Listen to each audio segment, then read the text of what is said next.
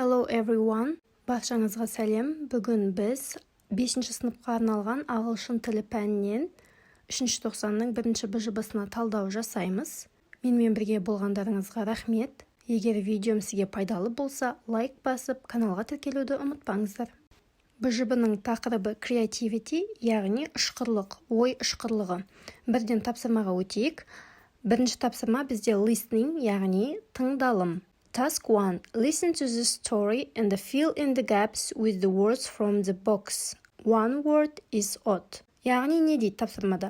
Аудионы тыңдап, мәтінде тастап кеткен сөздерді бокстан алып қоюымыз керек. Мәтінде 5 сөз тастап кеткен, ал бокста бізде 6 сөз бар, сондықтан бір сөз артық қалу керек. Сіздерге түсінікті болу үшін мен бокстағы сөздердің аудармаларын жазып шығайын. Spring – көктем, autumn – күз, a lovely garden – сүйкімді бақша, a wall – қабырға, стена, winter – қыс, a hole – тесік. Мәтіннің тақырыбы the selfish giant, яғни ақымақ қызғаншақ гигант. The giant has got, яғни гиганттың бір нәрсесі бар. Не екен анықтау үшін біз екінші сөйлемді оқиық. The children want to play in the garden, but the giant is selfish. Балалар бақшада ойнағысы келді, бірақ гигант қызғаншақ. Яғни бақшасы бар екен. Сондықтан the giant has got a lovely garden. Бірінші сөз lovely garden. It is my garden, he says. I don't want the children here. Бұл менің бақшам, дейді ол. Мен бұнда балалар болғанын қаламаймын, деп айтады гигант. He builds around the garden. Яғни, ол бақшаны қоршап бір нәрсе тұрғызады.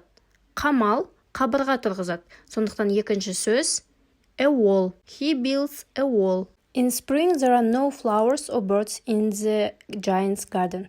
Көктемде гиганттың бақшасында не гүлдер, не құстар болмайды. It is all year. The giant isn't happy. Гигант бақытсыз, мұңды. Яғни, жыл 12 ай бойы оның бақшасында қыс болады екен. Сондықтан үшінші сөз it is winter. Then one day the children find in the wall. They go in and play. Бір күні балалар қабырғадан бір нәрсе тапқан, бақшаның ішіне кіріп ойнаған. Яғни, қабырғадан тесік тапқан. Төртінші сөз a hole – тесік. The giant is happy because it is again. Гигант бақытты, себебі қайтадан көктем келді, яғни оның бақшасына көктем келді. Сондықтан бесінші сөз spring – көктем. This is your garden now, children, he says. The children are happy and the giant is not selfish. Бұл енді сендердің бақшаларың, балалар, дейді ол. Балалар бақытты, ал гигант енді қызғаншақ емес. Сонымен бокста берілген 6 сөздің ішінде autumn – күз деген сөз қолданылмады. Екінші тапсырма бізде speaking – сөйлеу. Task 2.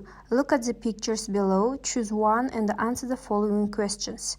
Суреттерге қарап, біреуін таңдап, төмендегі сұрақтарға жауап беру керек.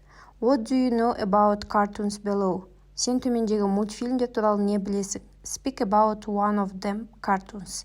Осы мультфильмдердің біреуі туралы айт дейді.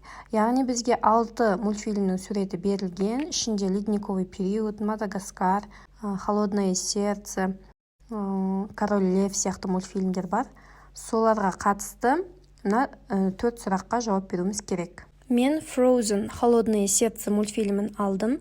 Қазір осы мультфильмге қатысты берілген 4 сұраққа жауап беремін. Сіз кез келген мультфильмді таңдап, өзіңізге ұнаған алсаңыз болады. Бірінші сұрақ, why do you like this cartoon? Сен неге бұл мультфильмді жақсы көресің?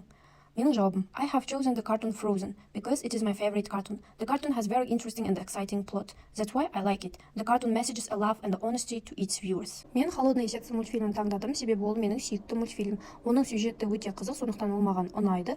Бұл мультфильм өзінің көрермендеріне махаббат пен адалдықты насихаттайды. Who are the main heroes? Ең басты кейіпкерлер кімдер? The main characters of the cartoon are Elsa, Anna, Hans, Christopher and Olaf. The most interesting and the funniest hero is Olaf. He is a snowman. Мультфильмнің ең басты кейіпкерлері Эльза, Анна, Ханс, Кристофер және Олаф. Ең қызықты және күлкілісі Олаф, себебі ол қардан жасалған кейіпкер. Үшінші сұрақ. What is this cartoon about? Мультфильм не туралы? The cartoon is about Elsa and Anna. They are siblings. They were very close to each other when they were little kids. Elsa has a power. She can freeze anything she wants. Unfortunately, one day when she was playing with her sister, Elsa accidentally used her power and made Anna fainted. After the incident, Elsa was very afraid that she can't control her power anymore, and she decided to leave her kingdom, not to harm someone else, but her sister saves her in the end. Мультфильм әпкелі сіңілі Эльса мен Анна туралы. Олар бір-біріне өте жақын, тату болып өседі. Эльса ерекше күшке ие, ол кез келген нәрсені қатырып тастай алатын болған. Өкінішке орай, кішкентай кезінде ойнап жүргенде Эльса сиқыры Аннаға тиіп кетіп, ол аурушаң болып қалады, ауырып қалады. Эльса осы жағдайдан кейін өзімнің күшімді басқара алмай қалам деп қорқып, корольдіктен кетіп қалады. Ал мультфильм барысында Анна өзінің әпкесін құтқаруға саяхат жасайды. Төртінші сұрақ. Which part do you like most and why? Сен қай бөлімді қатты ерекше ұнаттың және неге? I like the scene where Elsa sings a song, Let It Go. This song is very motivating and inspiring, and the scene is very beautiful. Маған Эльсаның Let It Go әнін айтқан жері өте қатты ұнады. Бұл өлең ән өте мотивацияға толы өлең, және бұл жердегі сцена өте әдемі.